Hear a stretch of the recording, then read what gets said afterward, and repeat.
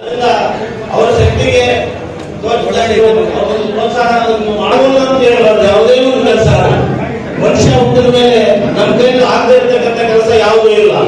ಇವಾಗ ಎಲ್ಲರಿಗೂ ಹುಟ್ಟಿದಾಗ ಒಂದೇ ಬುದ್ಧಿ ಇರೋದು, ಅದು ಉಪಯೋಗಿಸ್ಕೊಂಡು ಯಾವ ತರ ಹೋಗ್ತೀವಿ ಯಾವ ತರ ಹೋಗ್ತದೆ. ಅದರಿಂದ ಅವರು ಚೆನ್ನಾಗಿ ಮಾಡಿಸ್ತಾ ಇದ್ದಾರೆ, ನನ್ನ ಕೈಯಲ್ಲಿ ಆಗಲ್ಲ ಅಂತ ಹೇಳಿದ್ರೆ ಅವ್ರು ಏನ್ ಮಾಡ್ತಾ ಇದ್ದಾರೆ ಅನ್ನೋದನ್ನು ಹಿಂಬಾಲಿಸಬೇಕಾಗುತ್ತೆ. ಇಲ್ಲ ನಿಮ್ಗೆ ಗೊತ್ತಿಲ್ಲದೆ ಇರೋದನ್ನು ಗೊತ್ತಿದ್ದ ಕೇಳಿಕೊಂಡು ಈ ಸಮಾಜದ ಏನಿದ್ದೀರೋ ವಿದ್ಯಾರ್ಥಿಗಳು ಈ ಸಮಾಜಕ್ಕೆ ತುಂಬಾ ಗೌರವ ತಂದು ಅತ್ಯಂತ ಅಬದ್ಧಾದಗಳನ್ನು ಸಾಧನೆ ಮಾಡಬೇಕಂದ್ರೆ ನಮ್ಮ ಕೈಯಲ್ಲಿ ಆಗೋದಿಲ್ಲ.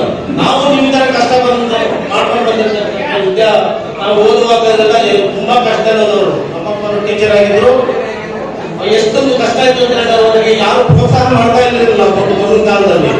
ಅವರನ್ನು ಅಭ್ಯಾಸಿದ್ದಾಗಲೇ ಇದೆಷ್ಟು. ಆಮೇಲೆ ನಾವ್ ಏನ್ ನಮ್ ಛಲ ಇರ್ಬೇಕು, ನಾವು ಓದ್ಬೇಕು, ನಾವು ಕೆಲಸದಲ್ಲಿ ಹೋಗ್ಬೇಕು ಅಂತ ಯಾವುದೇ ಕೆಲಸ ಆಗಲಿ ಇಷ್ಟೇನ ಮಾಡಿದ್ರೆ ಅದನ್ನು ಯಾವುದನ್ನು ಸಾಧಿಸಬಹುದು. ನೀವು ದಯವಿಟ್ಟು ನಾನು ನಿಮ್ಮಲ್ಲಿ ಕೈ ಮುಗಿದುಕೊಳ್ಳುವಂತ ವಿದ್ಯಾರ್ಥಿಗಳಲ್ಲಿ ಇನ್ನು ಪೋಷಕರು ಅವ್ರು ಎಷ್ಟು ಕಷ್ಟಪಟ್ಟು ಓದಿಸ್ತಾ ಇದ್ದಾರೆ ನಾವು ಕಾಟಾಚಾರಕ್ಕೆ ಹೋಗ್ಬೇಕು ಅನ್ನೋದನ್ನು ಬಿಟ್ಟು ಇವತ್ತಿನಿಂದನೂ ಅಷ್ಟೇ ಯಾವುದು ಡಿಪ್ಲೊಮಾ ಇನ್ ಕಂಪ್ಯೂಟರ್ ಮಾಡಿ ನಾನು ಒಂದು ಜರ್ಮನ್ ಕಂಪನಿಯಲ್ಲಿ ಕೆಲಸ ಮಾಡ್ತಿದ್ದೆ. ನಾವು ನಿಮ್ಮ ತರ ಸಾಮಾನ್ಯ ಕುಟುಂಬಗಳಲ್ಲಿ ಬಂದಿದ್ದೆ. ಅದೇನೋ ಬಿಡಪ್ಪ ನಮ್ಗೆ ಆಗಲ್ಲ, ನಾವು ಓದಕ್ಕಾಗಲ್ಲ, ನಮ್ ಕೈಲಿ ಆಗಲ್ಲ, ಅದೇ ಒಂಥರ ನೆಗೆಟಿವ್ ಮೈಂಡ್ ದೂರ ಬಂದ್ವಿ.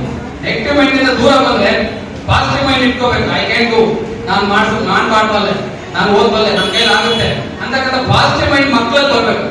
ಬಂದ್ರೆ ನಿಮ್ಗೆ ಏನಾದ್ರೂ ಫಸ್ಟ್ ಇಂಪಾರ್ಟೆಂಟ್ ಏನ್ ಕೊಡ್ಬೇಕು, ಎಜುಕೇಶನ್ ಕೊಡ್ಬೇಕು.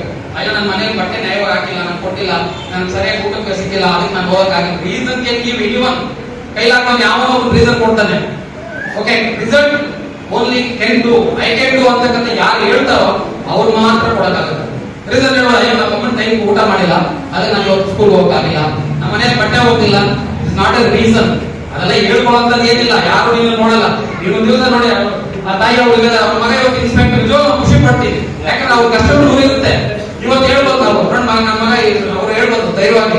ಅವ್ರು ಇವತ್ತು ನಾವು ಖುಷಿ ಪಡ್ತೀವಿ. ನಮ್ಮ ಸಮಾಜದಲ್ಲಿ ಒಬ್ಬರು ಅವ್ರು ಯಾಕಂದ್ರೆ ಈಸಿಯಾಗಿ ಯಾವ್ದು ಕೆಲಸ ಸಿಗಲ್ಲ. ಹಾರ್ಡ್ ವರ್ಕ್ ಯಾರು ಮಾಡ್ತಾರೋ ಅವ್ರು ಮಾತ್ರ ಸಾಧ್ಯ ಒಂದು ಅಚೀವ್ಮೆಂಟ್ ಇದು ಮಾಡಕ್ ಆಗೋದು. ಯಾರು ಲೇಟ್ ಇರ್ತಾರೋ ಅವರು ಅಲ್ಲೇ ಹೋಗ್ಬಿಡ್ತಾರೆ, ಒಳ್ಳೆ ಮೂವ್ ಆಗಲ್ಲ, ಒಳ್ಳೆ ಕಡೆ ಹೋಗಕ್ ಆಗಲ್ಲ. ಅದಕ್ಕೆ ಈ ಒಂದು ಅವಕಾಶಕ್ಕೆ ಒಂದು ನಿಮ್ಗೆಲ್ಲ ಒಂದು ವೇದಿಕೆ ಕಲಿಸ್ಕೊಡ್ತೀವಿ.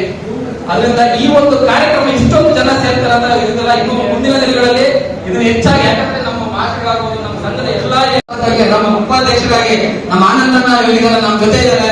ಅವ್ರು ಸದಾ ನಮ್ಮ ಜೊತೆ ಇರ್ಬೇಕು. ಅವರು ಯಾವುದೇ ರೀತಿ ನಮ್ಮ ಮೇಲೆ ಇದಾಗಬಾರ್ದು. ಸದಾ ಸಪೋರ್ಟ್ ಇರ್ಬೇಕು. ನಿಮ್ ಸಪೋರ್ಟ್ ನಿಮ್ಮ ಮಕ್ಕಳಿಗೆ ನಾವು ನಿಮ್ ಸಪೋರ್ಟ್. ಮತ್ತೆ ಸೀನಮ್ಮ ನೋಡಿ ಅವ್ರು ಇದಾರೆ, ಆ 10 ಹಳ್ಳಿ ಅವ್ರು ಕಾಂಪ್ಲೇಟ್ ಕೊಟ್ಟು ಕಳಿಸಿದ್ರೆ ಅವ್ರ ಒಂದು ಗಾಡಿಯಲ್ಲಿ ಅವರು 10 ಹಳ್ಳಿ ಸುತ್ತಿದ್ದಾರೆ ಕಾಂಪ್ಲೇಟ್ ತಗೊಂಡು. ನಾವು ಯಾವ ತರ ನಾವು ಸನ್ಮಾನ ಮಾಡಿದ್ರು ಕಡಿಮೆನೆ.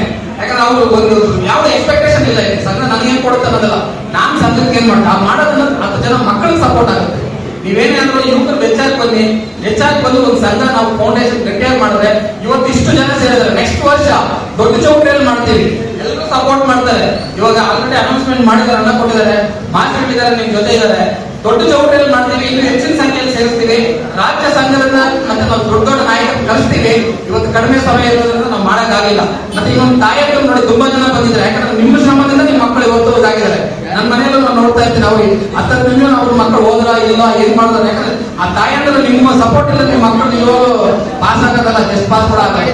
ಅದರಿಂದ ನಿಮ್ಗೊಂದು ದೊಡ್ಡ ಸಲ್ಯೂಟ್ ಹೊಡಿತೀನಿ. ಯಾಕಂದ್ರೆ ನಿಮ್ ಸಪೋರ್ಟ್ ಸದಾ ನಿಮ್ಮ ಮಕ್ಕಳ ಮೇಲೆ ಇದು ಮಾಡಿ ನೀವು ಬಂದಿರೋದಕ್ಕೆ ನಾನು ತುಂಬಾ ನಿಮ್ಗೆ ಧನ್ಯವಾದಗಳನ್ನು ಅರ್ಪಿಸ್ತೇನೆ.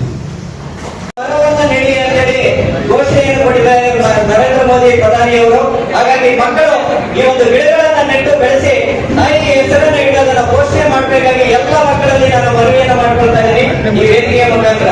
ದಯವಿಟ್ಟು ಮಕ್ಕಳು ಈ ಒಂದು ಗಿಡಗಳನ್ನ ಯಾವುದೇ ಕಾರಣಕ್ಕೆ ವೇಸ್ಟ್ ಮಾಡದಂಗೆ ಅದನ್ನ ನೆಟ್ಟು ಘೋಷಣೆ ಮಾಡ್ತಕ್ಕಂಥ ಜವಾಬ್ದಾರಿ ನಿಮ್ಮದಾಗಿರುತ್ತೆ.